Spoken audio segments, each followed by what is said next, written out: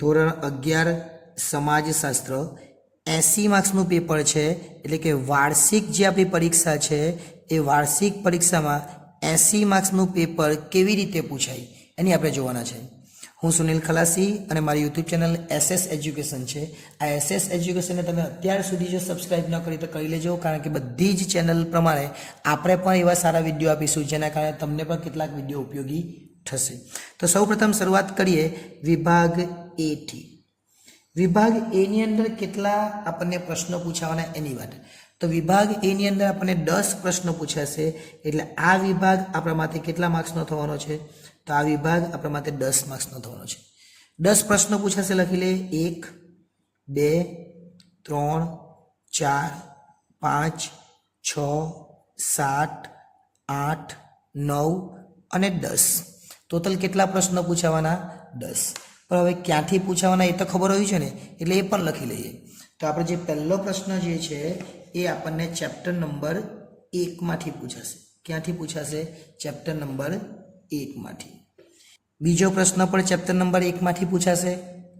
પ્રશ્ન નંબર 3, આ જે પ્રશ્ન નંબર 3 છે એ આપણને ક્યાંથી પૂછાશે? તો પ્રશ્ન નંબર 3 એ આપણને ત્રીજા ચેપ્ટરમાંથી પૂછાય, એટલે મતલબ કે બીજા ચેપ્ટરમાંથી પૂછાતું નથી. ચોથો જે પ્રશ્ન છે એ ચેપ્ટર નંબર 4 માંથી પૂછાશે. પાંચમો પ્રશ્ન ચેપ્ટર નંબર 5 માંથી પૂછાશે. છઠ્ઠો પ્રશ્ન ચેપ્ટર નંબર 6 માંથી પૂછાશે. સાતમો પ્રશ્ન ચેપ્ટર નંબર 7 માંથી નથી પૂછાવાનો, ચેપ્ટર નંબર 6 માંથી જ પૂછાશે. આઠમો પ્રશ્ન ચેપ્ટર નંબર 7 માંથી પૂછાશે. નવમો પ્રશ્ન ચેપ્ટર નંબર 7 માંથી પૂછાશે. અને જે 10મો પ્રશ્ન છે એ ચેપ્ટર નંબર 8. એટલે કે ટોટલ આપણા 8 ચેપ્ટર છે એ પ્રમાણે આ રીતે પૂછાશે. સ્ક્રીનશોટ લેવો હોય તો લઈ લેજો. હવે વાત કરીએ આપણે વિભાગ B ની. તો વિભાગ B ની અંદર પણ આપણને કેટલા? 10 પ્રશ્નો પૂછાવાના છે. એટલે કે વિભાગ B જે છે એ પણ આપણા માટે 10 માર્ક્સનો થવાનો છે. આ જે 10 માર્ક્સનો વિભાગ B છે એની અંદર 10 પ્રશ્નો પહેલાં લખી દે. 11 12 13 14 અને 15. 5 પ્રશ્નો થયા. બીજા 16 17 18 19 અને 20. એમ ટોટલ કેટલા પ્રશ્નો પૂછાવાના છે? 10 પ્રશ્નો. હવે આ જે 10 પ્રશ્નો છે ક્યાંથી પૂછાવાના એ પણ જોઈ લઈએ. તો પહેલા 11 નંબરનો જે પ્રશ્ન છે એ ચેપ્ટર નંબર 1 માંથી પૂછાશે. 12 નંબરનો જે પ્રશ્ન છે એ ચેપ્ટર નંબર 3 માંથી પૂછાશે.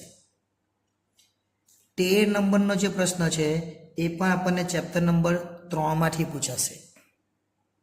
ત્યાર પછી વાત કરીએ 14 નંબરનો જે પ્રશ્ન છે એ આપણને ચેપ્ટર નંબર 4 માંથી પૂછાશે. 15 નંબરનો પ્રશ્ન એ પણ આપણને ચેપ્ટર નંબર 4 માંથી પૂછાશે.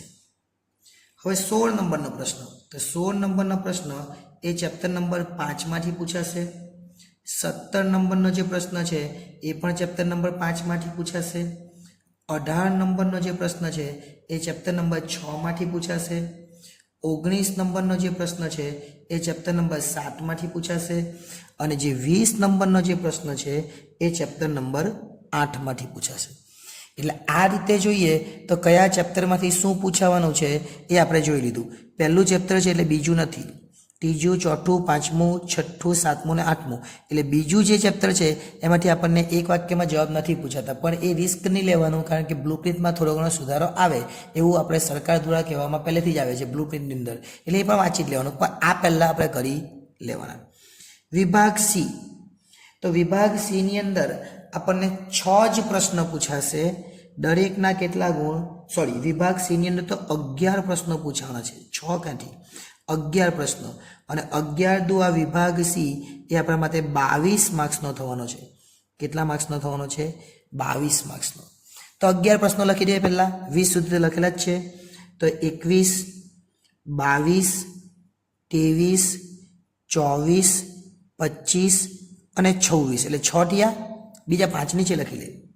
27 28 29 30 અને 31. એમ ટોટલ કેટલા પ્રશ્નો પૂછાવાના છે? 11.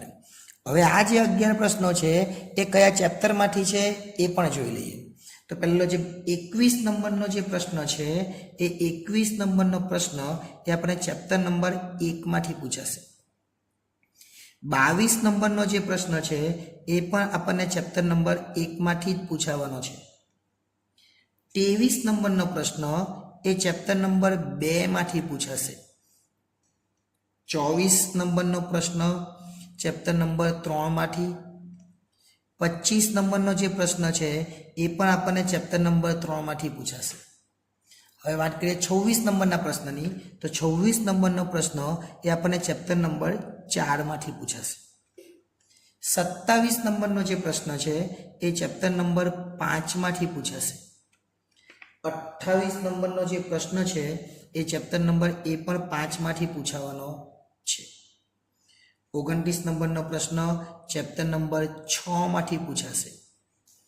30 નંબરનો જે પ્રશ્ન છે એ ચેપ્ટર નંબર 7 માંથી પૂછાશે. અને 31 નંબરનો પ્રશ્ન ચેપ્ટર નંબર 8 માંથી પૂછાવાનો નથી, 7 માંથી પૂછાશે. એ 8 માંથી આપણને લાગે ને, પણ 8 માંથી નથી. હવે આ જે છે એની અંદર આપણને અઠવા આપવામાં આવે, તો ક્યાં અઠવા મળશે? તો આ જે ચોથા ચેપ્ટરમાંથી 26 નંબરનો જે પ્રશ્ન પૂછાવાનો એ ચોથામાંથી કેટલા પૂછાશે? 2. તમારે એક જ લખવાનો. અને આ 29 નંબરનો પ્રશ્ન એ ચેપ્ટર નંબર 6 માંથી પૂછવામાં આવશે. એમાં પણ તમને ચેપ્ટર નંબર 6 માંથી 2 પ્રશ્ન પૂછે, તમારે એક લખવાનો રહેશે. અહીંયા 2 એવી જગ્યા છે જ્યાં તમને અઠવા આપવામાં આવે છે. હવે વાત કરીએ વિભાગ ડીની. તો વિભાગ ડીની અંદર આપણને 6 ટાળી 18 એટલે કે 6 પ્રશ્ન પૂછાશે 3 માર્ક્સ વાળા, એટલે 18 માર્ક્સ એના થશે.